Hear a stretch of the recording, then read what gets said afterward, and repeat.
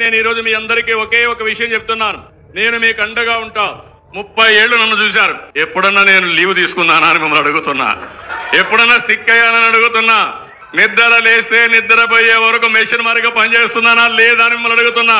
అవును అంటే చేయలేదు చెప్పండి అవునని.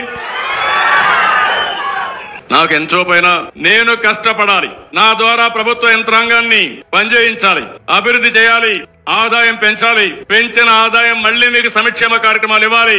మీ పిల్లల్ని బాగా చదివించాలి, ఉపాధి అవకాశాలు కల్పించాలి, మీ భవిష్యత్తు బాగుండాలని చెప్పి ఆలోచించాను. మొన్నటి వరకు వితంతువులకు పింఛన్లు ఇచ్చేవాళ్ళు కాదు. భర్త చనిపోతే పింఛన్ లేదు, ఎన్నో ఇబ్బందులు పడ్డారు.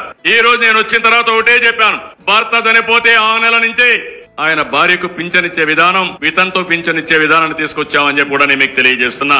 ఈ నెలలో మీరు చూస్తే 3,14,7,872 మందికి వితంతు పింఛన్లు కొత్తగా ఇచ్చాం. ఒకప్పుడు గాని ఒక నెలలో గాని తీసుకోకపోతే రెండో నెల ఎగ్గొట్టేవాళ్ళు. నేను ఇప్పుడు చెప్పాను, ఒక నెల పోతే నెక్స్ట్ మంత్ ఇస్తాం. ఇలాంటిది ఈ ఒక్క నెలలో 1,20,187 మందికి 101 కోట్లు మీకు ఇచ్చాను. అది మీ మీద ఉండే నాకు ప్రేమ.